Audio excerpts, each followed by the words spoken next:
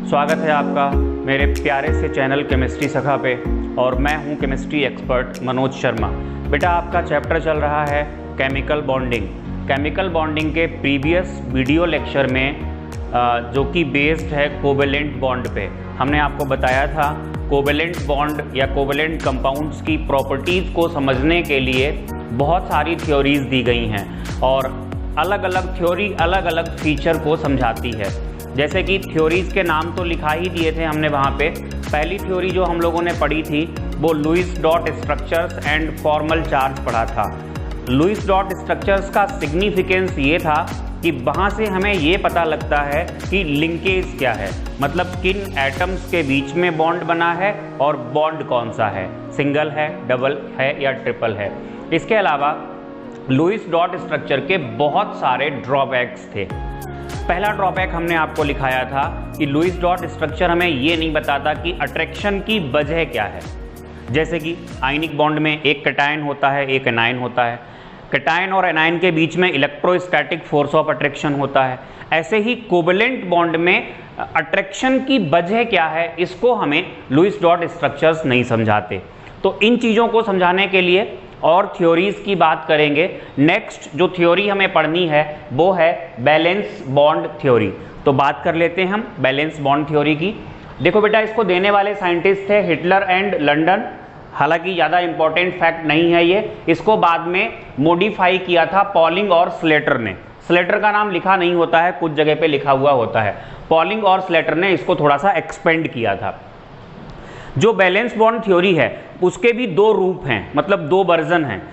एक वर्जन तो है in terms of energy consideration और दूसरा है in terms of orbital overlapping. जो सेकंड वाला है वो एक्सपेंड करके दिया था किसने, पॉलिंग और स्लेटर ने। तो जो सेकंड वाला है वो ज़्यादा पॉपुलर है, ऑर्बिटल ओवरलैपिंग वाला। लेकिन मैं आपको दोनों ही यहाँ पर बताऊंगा, दोनों ही हमारे सिलेबस में हैं। तो सबसे पहले हम बात करेंगे in terms of energy consideration valence bond theory की। मतलब इन्होंने ये बताया कि बॉन्ड बनेगा कैसे। एग्जाम्पल लेते हैं हम, कोई भी एग्जाम्पल ले लें। सपोज दैट यहाँ पर हम एग्जाम्पल ले रहे हैं, ये हाइड्रोजन है। हाइड्रोजन में एक इलेक्ट्रॉन होता है, ये 1। दूसरा भी एटम H2 मॉलिक्यूल बनाना है बेसिकली हमें, तो H2 मॉलिक्यूल में 2 हाइड्रोजन के एटम्स आएंगे। हाइड्रोजन के पास एक इलेक्ट्रॉन होता है। इस तरीके से हमने इसका इलेक्ट्रॉनिक कॉन्फ़िगरेशन ले लिया और अब हम क्या करना चाहते हैं, H2 मॉलिक्यूल को बनाना चाहते हैं। तो H2 मॉलिक्यूल्स को बनाने के लिए इस थ्योरी ने कैसे समझाया। इस थ्योरी ने कहा सपोज दैट अभी 2 हाइड्रोजन के एटम्स हैं, इनके बीच इन्फिनाइट डिस्टेंस है। इन्फिनाइट की ज़रूरत नहीं होती है, एटम्स बहुत छोटे हैं, थोड़ी सी डिस्टेंस भी उनके लिए इन्फिनाइट ही हो जाएगी। तो अभी फिलहाल थ्योरेटिकली यही कहा जाएगा, जब hydrogen atoms are far apart, बहुत दूर हैं, तो उनके बीच में कोई इंटरेक्शन नहीं है, ना ही अट्रैक्शन है और ना ही रिपल्शन है। जब वो पास आएंगे एटम्स बॉन्ड बनाने के पर्पज से, जब पास आएंगे तो कुछ नए फोर्सेस लगने लगेंगे। वो फोर्सेस कौन कौन से होंगे, फोर्सेस 2 टाइप के होंगे, रिपल्सिव फोर्सेस और अट्रैक्टिव फोर्सेस। ध्यान दीजिएगा, रिपल्सिव फोर्सेस कौन कौन से होंगे, जब 2 एटम्स पास आएंगे तो दोनों के न्यूक्लियस एक दूसरे को रिपेल करेंगे पॉजिटिव चार्ज की वजह से। एक ये रिपल्सिव फोर्स होगा।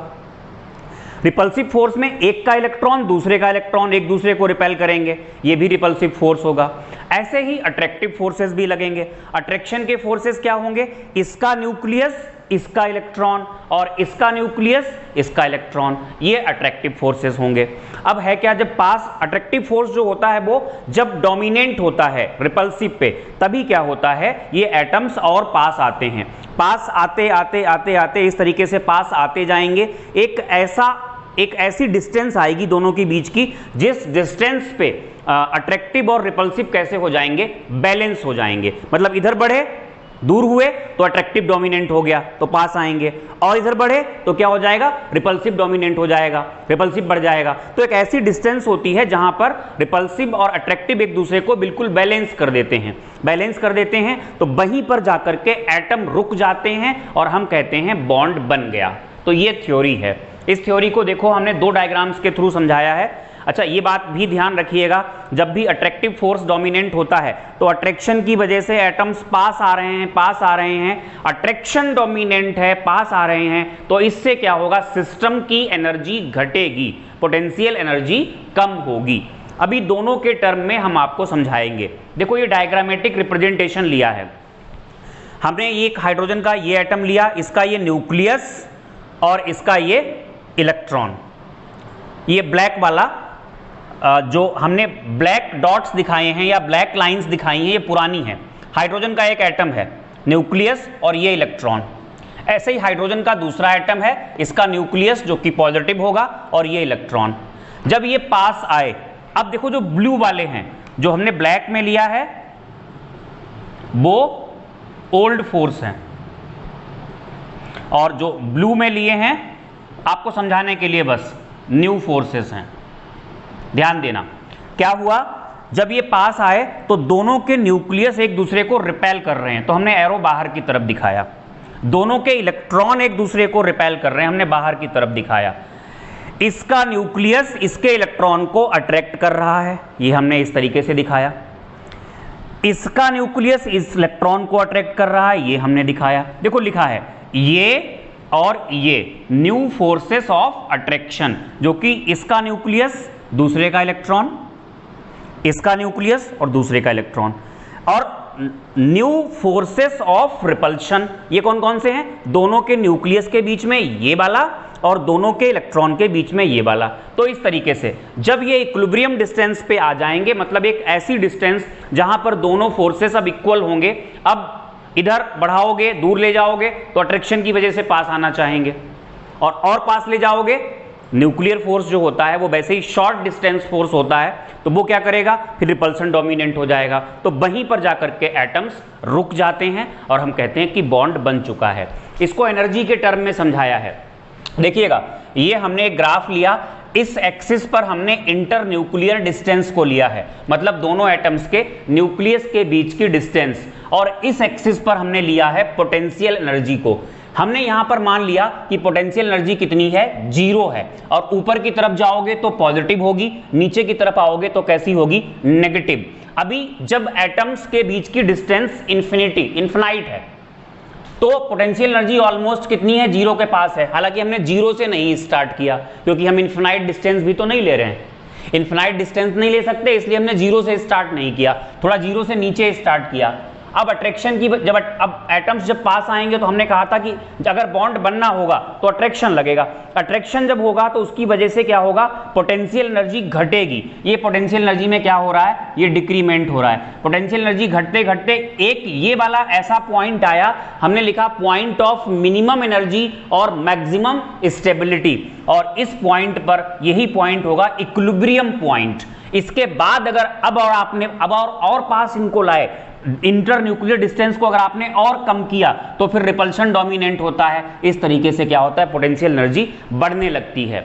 अब देखो ये वाली जो डिस्टेंस है यहां से लेकर यहां तक की, that is inter nuclear distance, मतलब दोनों के न्यूक्लियस के बीच की डिस्टेंस। इसी डिस्टेंस को हम क्या कहते हैं, बॉन्ड लेंथ। और 0 से लेकर के माइनस तक जाते जाते एनर्जी में जो डिक्रीमेंट हुआ, ये एनर्जी चाहिए होगी इस बॉन्ड को तोड़ने के लिए, और इसी एनर्जी को हम कहते हैं bond energy.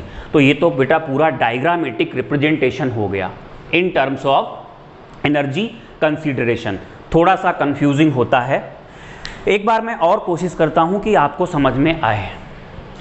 Valence bond theory 2 term में दी गई है, एक in terms of energy consideration, generally लोग इसको पढ़ाते नहीं हैं, अवॉइड करते हैं, और दूसरा है in terms of orbital overlapping. 2 atoms जब पास आते हैं तो 2 टाइप के फोर्सेस लगते हैं। अभी यहाँ तो एक इलेक्ट्रॉन था, अगर ज़्यादा इलेक्ट्रॉन है तब भी ऐसे ही 2 टाइप के फोर्सेस लगेंगे, एक रिपल्सिव, दोनों के न्यूक्लियस के बीच और दोनों के इलेक्ट्रॉन्स के बीच, अट्रैक्टिव, इसका न्यूक्लियस इसके इलेक्ट्रॉन, इसका न्यूक्लियस इसके इलेक्ट्रॉन। अट्रैक्टिव डोमिनेंट होते हैं, इसलिए एटम्स पास आते जाते हैं, पास आएंगे मतलब अट्रैक्शन डोमिनेंट है, तो सिस्टम की पोटेंशियल एनर्जी घटती जाएगी, और एक पास आते आते एक ऐसा पॉइंट आएगा जिसको हम कहेंगे equilibrium point. Inter nuclear distance मान लो ये हो गई, इसी डिस्टेंस को हम क्या कहेंगे, ये जो डिस्टेंस है यहाँ से लेकर यहाँ तक की बॉन्ड लेंथ कहते हैं, दोनों के न्यूक्लियस के बीच की डिस्टेंस। यहीं पर आकर के एटम रुक जाते हैं। अगर और पास आए तो क्या होता है, एनर्जी बढ़ने लगती है। मिनिमम एनर्जी पे रुकेंगे, मिनिमम एनर्जी पे जो स्टेबिलिटी होती है वो कैसी होती है, मैक्सिमम होती है। तो कुल मिला के यहां पर एनर्जी, पोटेंशियल एनर्जी कहां चली गई, माइनस में। मतलब इतनी एनर्जी क्या हो गई, निकल गई। निकल गई मतलब प्रोसेस कैसी है, एक्सोथर्मिक। अब अगर आपको ये बॉन्ड तोड़ना पड़े तो आपको इतनी ही एनर्जी देनी पड़ेगी इसको, तो कहीं जाके टूटेगा। तो जो बॉन्ड एनर्जी डिफाइन की जाती है वो तोड़ने के टर्म में डिफाइन की जाती है कि बॉन्ड एनर्जी को हम ऐसे डिफाइन करते हैं, amount of energy required to break 1 mole of a particular type of bonds so that atoms are separated in gaseous state. तो जो बॉन्ड एनर्जी होगी वो माइनस में नहीं दी जाएगी, वो हमेशा पॉजिटिव में होती है, क्योंकि उसको हम बॉन्ड तोड़ने के टर्म में डिफाइन करते हैं, ना कि बनने के टर्म में। हालांकि मैग्नीट्यूड बराबर ही होगा, जितना बनने के टर्म में होगा उतना ही तोड़ने के टर्म में होगा। बस तोड़ने के टर्म में देनी है तो पॉजिटिव हो जाएगी, और बनने के टर्म में निकल रही है तो कैसा हो जाएगा, नेगेटिव हो जाएगा। तो ये सब तो आपको बनाना ही होगा अगर आप इसको पढ़ रहे हो in terms of energy consideration, और थोड़ा सा आपको लिखना पड़ेगा। तो लिखिएगा बेटा, इसको बनाने के बाद लिखें सबसे पहले, when two atoms are far apart, when two atoms are far apart, there is no attraction or repulsion between them. There is no attraction or repulsion between them. Full stop के बाद, as the atoms come closer, as the atoms come closer, comma लगा के, two types of forces, two types of forces come into operation.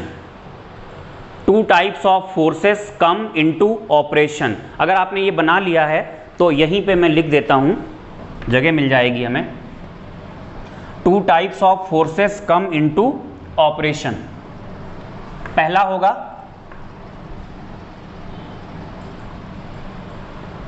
पहला लिखें repulsive forces, repulsive forces लिखिएगा। Repulsive forces कब कब होंगे, यहां लिखेंगे between the nuclei of two atoms, और दूसरा between the electrons of two atoms. Second होंगे अट्रैक्टिव फोर्सेस, इसमें भी दो लिखें। अगर हमने इसको हाइड्रोजन ए नाम दिया है और इसको हाइड्रोजन बी नाम दिया है तो इस तरीके से लिखिएगा, between nucleus of atom A and electron of atom B, और दूसरा आएगा between nucleus of atom B and electron of atom A. इस तरीके से दो फोर्सेस काम करने लगते हैं। लिखें इसी में, अगर आप पॉइंट वाइज लिख रहे होंगे तो ये दूसरा पॉइंट हो गया। पहला पॉइंट तो हो गया देयर इज नो अट्रैक्शन और रिपल्सन वाला, दूसरा पॉइंट हो गया है फोर्सेस वाला।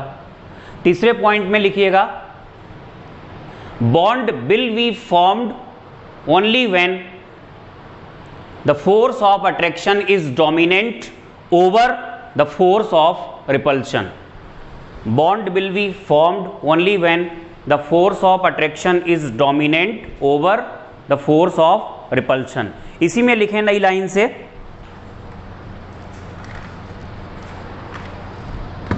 as the atoms start coming close to each other, as the atoms start coming close to each other from infinite distance, comma लगा के, they start interacting with each other and the system starts losing its energy as the force of attraction exceeds the force of repulsion. Full stop के बाद लिखेंगे but at a certain equilibrium distance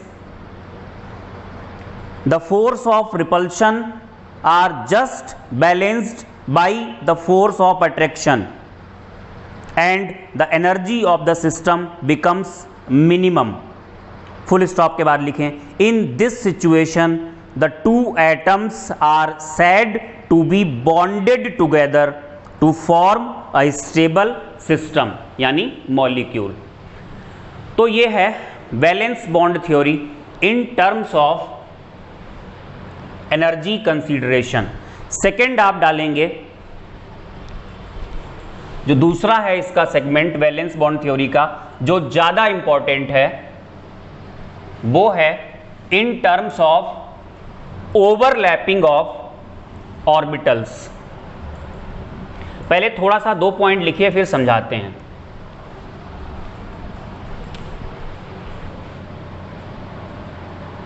in terms of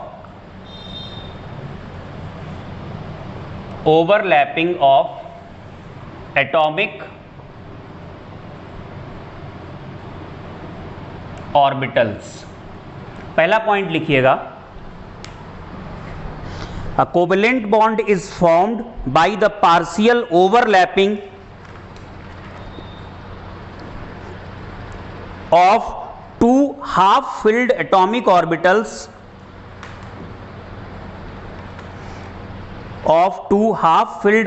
orbitals containing electrons with opposite spin। ये पहला point हो गया। तो covalent bond कैसे बनता है? By partial overlapping of atomic orbitals having unpaired electron, और उनकी स्पिन कैसी होनी चाहिए? ऑपोजिट। दूसरा पॉइंट लिखिएगा, मोर the extent of overlapping stronger the covalent bond. More the extent of overlapping stronger the covalent bond. ये कॉम्पिटिटिव एग्जाम में भी क्वेश्चन पूछा जा चुका है, अगर अभी आप लिख लो समझ में आएगा। P और P के बीच ओवरलैपिंग स्ट्रांग होती है, हालांकि ये और फैक्टर्स पे भी डिपेंड करता है कि बॉन्ड कितना स्ट्रांग होगा, लेकिन केवल ओवरलैपिंग की बात करें तो P और P के बीच, P ऑर्बिटल के बीच स्ट्रांग होती है, फिर आता है P और S के बीच, और फिर आती है S और S के बीच। ये सेकेंड पॉइंट हो गया, more the extent of overlapping stronger the covalent bond. Third point में लिखिएगा, on the basis of type of overlapping covalent bonds are of two types. Covalent bonds are of two types. कौन कौन से दो होते हैं बताते हैं आपको। एक तो होता है बेटा जी सिग्मा बॉन्ड, लिख लो, अभी समझाएंगे। सिग्मा बॉन्ड में लिखिएगा, it is formed by axial और head to head overlapping. It is formed by axial और हेड टू हेड ओवरलैपिंग। दूसरा होता है पाई। पाई बॉन्ड में लिखिएगा, it is formed by non axial और पैरेलल और साइड वाइज ओवरलैपिंग। अब हम आपको इस थ्योरी के बारे में समझाते हैं, जरा ध्यान से समझिएगा। एग्जाम्पल हम लेते हैं पहले H2 मॉलिक्यूल का। बहुत सारे एग्जाम्पल्स लेंगे और आपको बिल्कुल क्लियर कराएंगे ये थ्योरी। तो बेटा जी हाइड्रोजन में होता है एक इलेक्ट्रॉन 1s1। देखिए हाइड्रोजन में जो इलेक्ट्रॉन है वो s सबशेल के ऑर्बिटल में है, मतलब s ऑर्बिटल में है।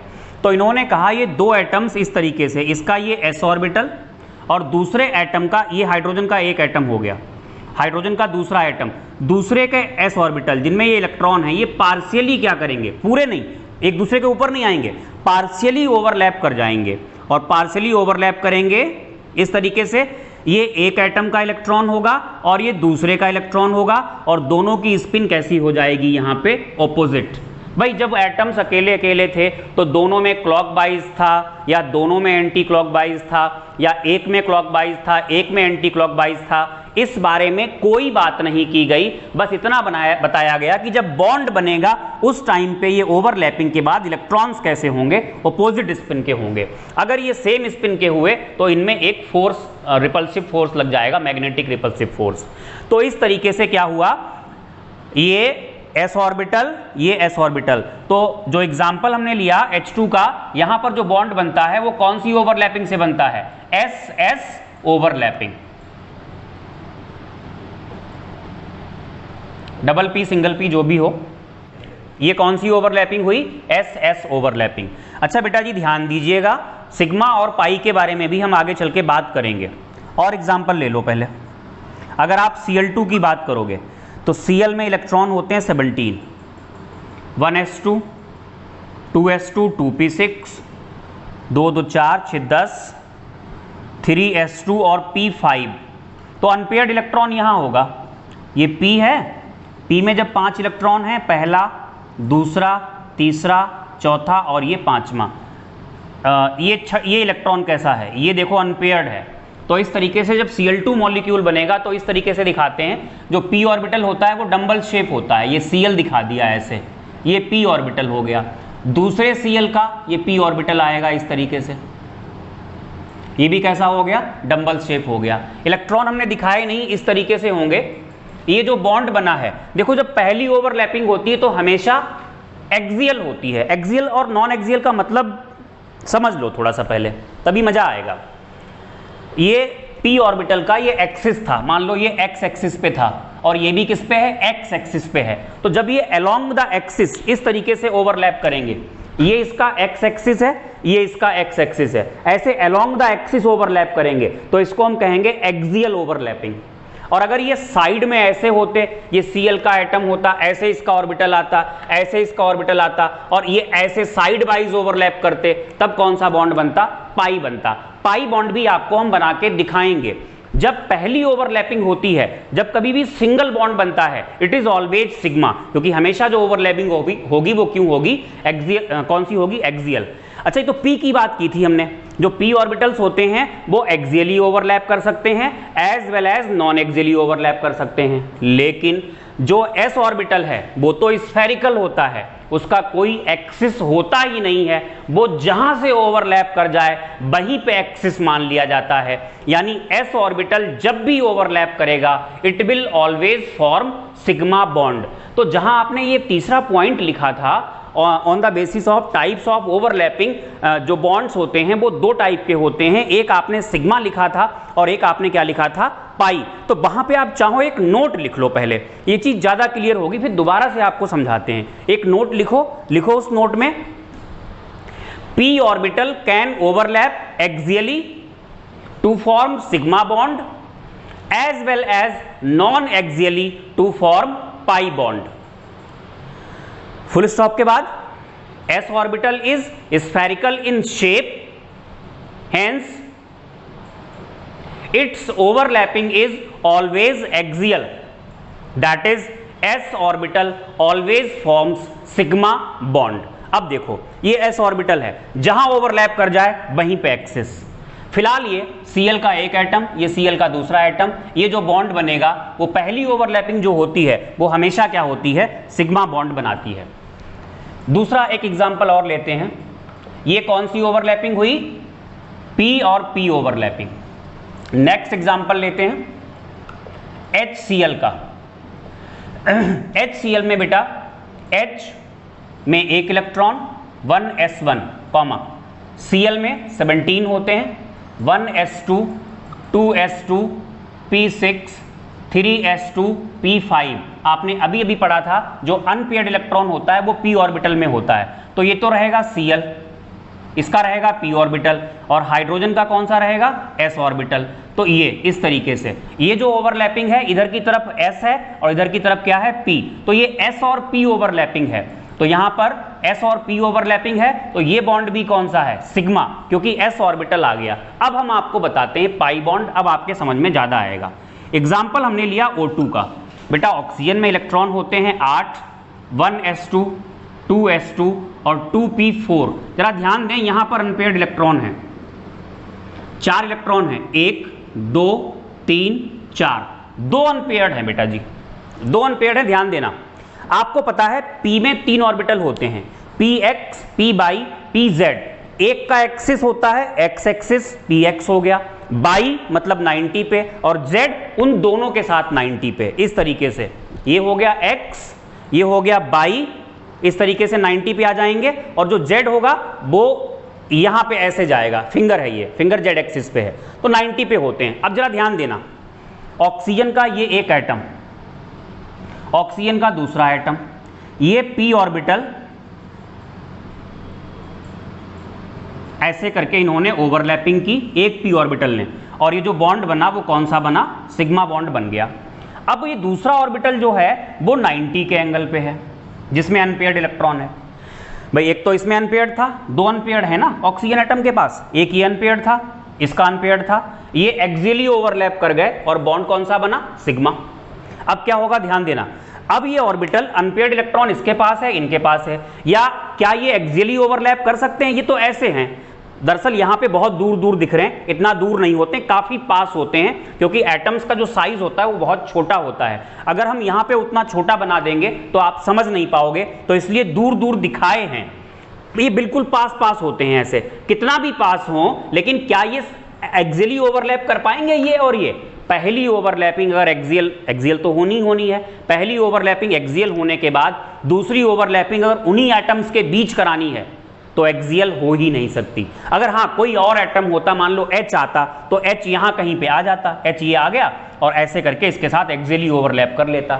लेकिन अगर इन्हीं एटम्स के बीच एक और बॉन्ड बनाना पड़े, क्योंकि यहां डबल बॉन्ड होता है ना, O2 में होता क्या है, O डबल बॉन्ड O होता है, तो अगर डबल बॉन्ड बनाना पड़े तो पहली ओवरलैपिंग सिग्मा, जो दूसरी ओवरलैपिंग होगी, ये ऑर्बिटल्स इस तरीके से ऐसे, ये बीच का पार्ट मान लो ऐसे पास पास होते हैं, ऐसे साइड में थोड़ा सा ऐसे ओवरलैप करते हैं और बीच से इधर मुड़ते हैं। ये तो रिजिड है, ये हम इधर और इधर नहीं मोड़ सकते, ऐसे ओवरलैप करेंगे और फिर नीचे की तरफ ऐसे ओवरलैप करेंगे, इस तरीके से पास पास होंगे, इधर ओवरलैप करेंगे और बेंड होके इधर ओवरलैप करेंगे। तो ये वाली जो ओवरलैपिंग इनके बीच होगी, इसको दिखाने का तरीका ये होता है, ऐसे करके दिखा देते हैं। ये ओवरलैपिंग हो गई यहां और नीचे भी ओवरलैपिंग हो गई। बेटा ये ओवरलैपिंग 2 जगह हो गई का मतलब 2 बॉन्ड नहीं है, एक बॉन्ड ये है जो कि एक्सियल ओवरलैपिंग से बना, दूसरा ये है, ये अलग अलग नहीं है। दूसरा बॉन्ड ये है पाई, ये कैसे बना, ये नॉन एक्सियल ओवरलैपिंग से बना, ये वाला, राइट। ये एक ही बॉन्ड माना जाएगा। तो डबल बॉन्ड में याद रखिएगा, हमेशा याद रखिएगा, एक बॉन्ड सिग्मा होता है तो एक बॉन्ड कौन सा होता है, पाई। और ज्यादा आपको क्लियर होगा, ध्यान दें, ये सब तो कॉपी कर ही लेंगे आप। हम एग्जाम्पल लेने जा रहे हैं N2 का। N2 में क्या होता है, N ट्रिपल बॉन्ड N होता है। नाइट्रोजन का इलेक्ट्रॉनिक कॉन्फ़िगरेशन 1s2 2s2 और P में होते हैं 3।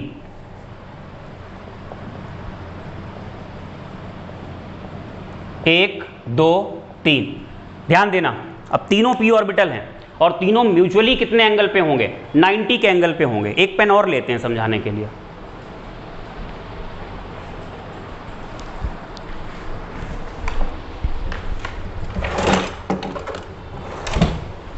हाँ जी, ऐसे होंगे, ये x एक्सिस, ये y एक्सिस और ये z एक्सिस, ऐसे होंगे ऑर्बिटल्स, तीनों ऑर्बिटल्स ऐसे होंगे।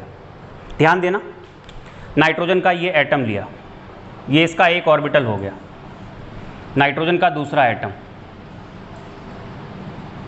ये जो बॉन्ड बना वो कौन सा हुआ, सिग्मा। अब ये ऐसे ओवरलैप कर जाएंगे। ये 3 बार दिखाना, 2 बार दिखाना, वो ऐसा कुछ नहीं है, बस ये हमने ओवरलैपिंग को दिखाया है। आप समझो कि जो हम लाइंस दिखा रहे हैं हॉरिजॉन्टल, वो 3 बार या 2 बार दिखा रहे हैं, ऐसा कुछ नहीं है, आप एक बार भी दिखा सकते हो। ये ओवरलैपिंग हुई तो ये एक बॉन्ड कौन सा हो गया, पाई। ये मिला के है, पाई बॉन्ड में ओवरलैपिंग 2 जगह होती है, ऐसे ऊपर और ऐसे नीचे। अब जो तीसरा ऑर्बिटल होगा ये एक्स एक्सिस पे हो गया, ये बाई पे हो गया, जेड पे ऊपर और नीचे। अब वो कैसे दिखाएं? अब 2D, ये बोर्ड तो 2D है, ऐसे दिखा देते हैं, ऐसे दिखाया, ये और ये जेड एक्सिस पे, इनके बीच ओवरलैपिंग इस तरीके से। ये कलर अलग यूज कर लिया हमने।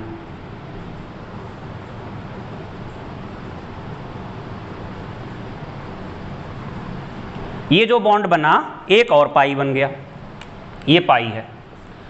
तो डबल बॉन्ड में एक सिग्मा एक पाई, और ट्रिपल बॉन्ड में एक सिग्मा, ये वाला तो सिग्मा है, और एक पाई और एक पाई और, दैट इज ओवरऑल आप क्या कह सकते हो? ओवरऑल अगर बॉन्ड कैसा है? सिंगल, तो हमेशा क्या होगा? सिग्मा। वो चाहे एस एस ओवरलैपिंग से बने, चाहे पी पी ओवरलैपिंग से बने, जैसे हाइड्रोजन H2 में एस एस ओवरलैपिंग से बनता था, Cl2 में, ये Cl2 का एग्जाम्पल है, पी पी ओवरलैपिंग से बनता है, HCl में एस पी ओवरलैपिंग से बनता है। और डबल बॉन्ड होगा तो पहली ओवरलैपिंग सिग्मा, डबल बॉन्ड है, दो बॉन्ड्स हैं तो एक सिग्मा होगा और एक क्या होगा? पाई। और अगर कहीं पे ट्रिपल बॉन्ड है तो एक सिग्मा होगा और दो क्या होंगे? पाई। इस बात को आप याद रखिएगा। तो हमने क्या पढ़ा बेटा? हमने ये पढ़ा बैलेंस बॉन्ड थ्योरी, हमारी हेडिंग पढ़ी आज की। बैलेंस बॉन्ड थ्योरी को हम दो टर्म्स में पढ़ रहे हैं। पहला टर्म तो था in terms of energy consideration, थोड़ा सा आसान है लेकिन कंफ्यूजिंग और बोरिंग है। ये वाला पार्ट टफ जरूर है लेकिन इंटरेस्टिंग भी है अगर आपको समझ में आ जाए। इसमें क्या ध्यान रखना है? पहला पॉइंट, बॉन्ड बनेगा कैसे? By overlapping of atomic orbitals, और उसी पर फोकस करना है कितने टाइप की ओवरलैपिंग है, कौन सी ओवरलैपिंग से कौन सा बॉन्ड बनने वाला है। बाकी तो दो पॉइंट्स थे ही क्या, एक था ओवरलैपिंग जितनी ज्यादा होगी बॉन्ड उतना स्ट्रांग होगा, और तीसरा था ओवरलैपिंग दो टाइप की होती है। तो उन्हीं सब चीजों पे हमें फोकस करना है। सिग्मा बॉन्ड बनता है एक्सियल ओवरलैपिंग से, पाई बॉन्ड बनता है नॉन एक्सियल या पैरेलल या साइड वाइज ओवरलैपिंग से। अगर s ऑर्बिटल ओवरलैप करेगा तो हमेशा कौन सी ओवरलैपिंग होगी? एक्सियल। पहली ओवरलैपिंग कौन सी होगी? हमेशा एक्सियल, क्योंकि एक्सियल ओवरलैपिंग ज्यादा स्टेबल होती है। तो पहली ओवरलैपिंग जब भी होती है तो वो एक्सियल होती है, क्योंकि एक्सियल ओवरलैपिंग ज्यादा स्टेबल होती है। क्योंकि जब भी साइड वाइज ओवरलैपिंग होती है तो ऑर्बिटल्स को मुड़ना पड़ता है ऊपर और नीचे। तो इससे होता क्या है, इनकी जो नेचुरल शेप होती है, नेचुरल शेप के साथ डिस्टरबेंस होता है। और जब भी किसी बॉडी की नेचुरल शेप को डिस्टॉर्ट किया जाता है तो उसमें हमेशा एक अनस्टेबिलिटी, इनस्टेबिलिटी आती है, दैट इज कॉल्ड स्ट्रेन। अगर हमसे कहा जाए दोनों हाथ ऊपर करके खड़े हो जाइए तो हमारी बॉडी में एक स्ट्रेन आ जाएगा, इनस्टेबिलिटी आ जाएगी। तो ऐसा ही होता है नॉन एक्सियल ओवरलैपिंग में। तो नॉन एक्सियल ओवरलैपिंग कम स्टेबल होती है, इसलिए जब भी पहली ओवरलैपिंग होगी तो हमेशा कैसी होगी? ये हाथ मिलाने वाली, कौन सी? Axial overlapping. और नॉन एक्सियल ये वाली होती है। तो अगर कहीं सिंगल बॉन्ड है तो हमेशा होता है सिग्मा। अगर डबल है कहीं पे बना हुआ तो पहला तो सिग्मा बन गया होगा, दूसरा सिग्मा बन ही नहीं सकता, क्योंकि ऑर्बिटल्स इस तरीके से लाई करते हैं एक दूसरे के रिलेटिव में, जो उनका कॉन्फ़िगरेशन होता है वो ऐसा होता है। तो हमेशा बॉन्ड कौन सा बनेगा? पाई। ट्रिपल बॉन्ड में भी पहली ओवरलैपिंग एक्सियल, बाकी ये नॉन एक्सियल, फिर ये नॉन एक्सियल। तो ट्रिपल बॉन्ड में एक सिग्मा और दो पाई। ये बेटा बैलेंस बॉन्ड थ्योरी खत्म हुई। अब हम पढ़ेंगे differences between sigma and pi bond. तो डालेंगे heading differences between sigma and pi bond. Page को दो पार्ट में डिवाइड कर लो, 3, 4, 5 डिफरेंसेस हम पढ़ेंगे।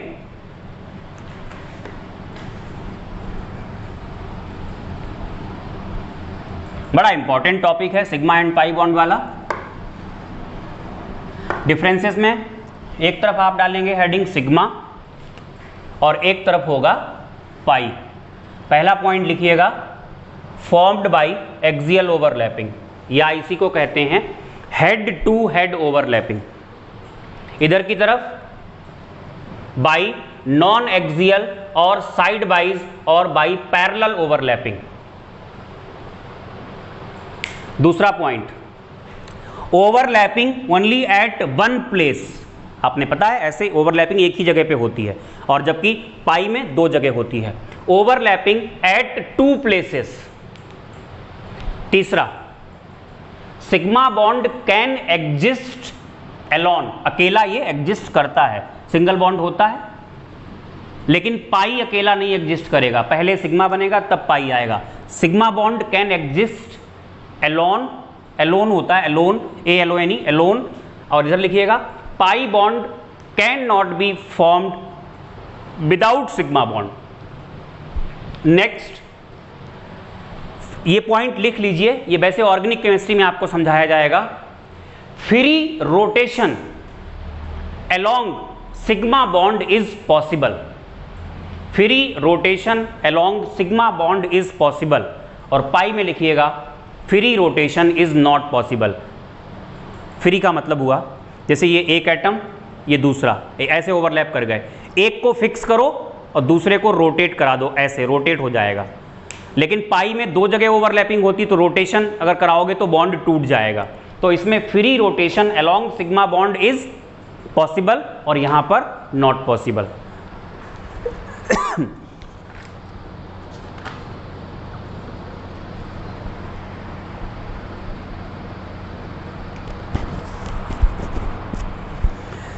आखिरी पॉइंट आप चाहें लिख सकते हैं, इट इज, सिग्मा बॉन्ड में लिखिएगा, it is more stable because extent of axial overlapping is more than non axial. Extent of axial overlapping is more than non axial. इधर की तरफ लेस स्टेबल। ये बेटा हो गए सिग्मा और पाई में डिफरेंसेस। तब आप लिखेंगे drawbacks of valence bond theory. Drawbacks of valence bond theory में लिखिएगा, पहला, it can explain the cause of attraction but can not explain geometry of molecules, comma, shape of molecules and magnetic property of molecules. तो ये बाकी की चीज़ें जो बची हुई हैं, इनको पढ़ने के लिए हम आगे की थ्योरीज को पढ़ते रहेंगे, जारी रखेंगे। बेटा आज का लेक्चर यहीं पे ख़त्म करते हैं, बैलेंस बॉन्ड थ्योरी पे ही। ऑनलाइन क्लासेस के लिए, असाइनमेंट्स के लिए, उनके लाइव डिस्कशन के लिए आप मुझे कांटेक्ट कर सकते हैं। कांटेक्ट नंबर या कांटेक्ट करने का तरीका, या तो कांटेक्ट नंबर दिया होगा डिस्क्रिप्शन बॉक्स में, और आप फेसबुक पेज के थ्रू भी कांटेक्ट कर सकते हैं, जिसका लिंक आपको डिस्क्रिप्शन बॉक्स में दिया हुआ होगा। वीडियो अच्छा लगता है तो लाइक कीजिए, शेयर कीजिए, सब्सक्राइब कीजिए, कमेंट बॉक्स में अपने नाम के साथ सजेशंस दीजिए। Thank you for watching.